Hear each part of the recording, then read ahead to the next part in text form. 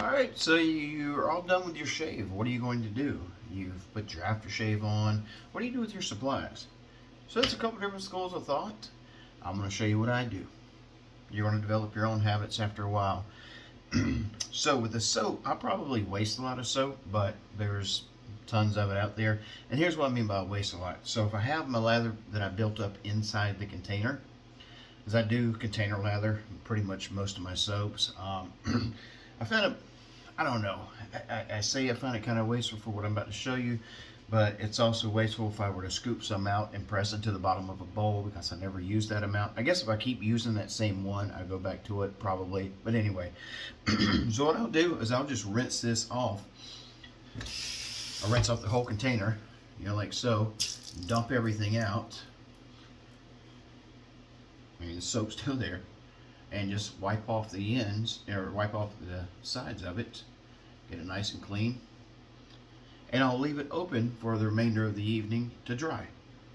Keep the lid off of it, just let it dry out. Put it on there, you're going to trap that moisture, and that's where you're going to start growing bacteria and things like that. So, the blade, depending on whichever razor I'm using, I will, we'll take this one apart because it's right here. I'll take the blade out. I used to not do this, and all right, I do this if I know I'm not going to go back to this razor for a while.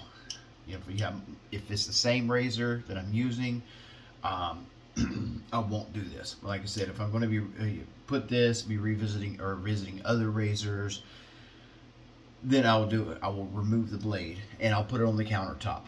That allows it to dry out, and it keeps this from getting rust and everything on it. Also keeps the blade from rusting it as much. Carefully dry it or whatever if you want to. Place that to the side, somewhere safe, out of the way. And just let your razor dry out. At this point, if you want to take something and clean your channels, what have you, you can. Now, my brush, see there? Of course, you could rinse it out, what have you. It doesn't have to be super clean. You're not having an inspection on it. My brush, I'll rinse thoroughly, and then my microfiber, I'll rinse it thoroughly, and then I'll squeeze it out. Try to get as much out as I can. This has already been cleaned. I'm showing you. So I rinse it out, and a lot of times I'll even let it soak in some water a little bit, shake it out, rinse it out real well. Then I'll take a towel, microfiber, bath towel, whatever, and I'll dry it like this.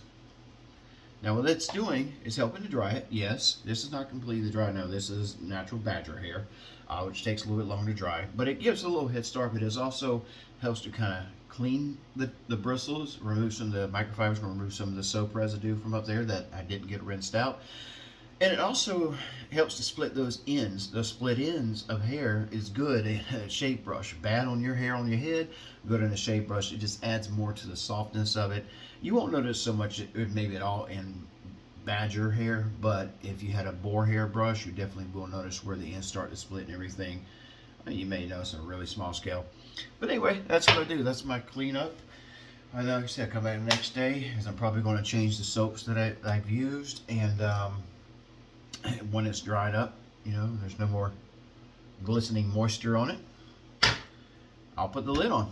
That's it. See ya.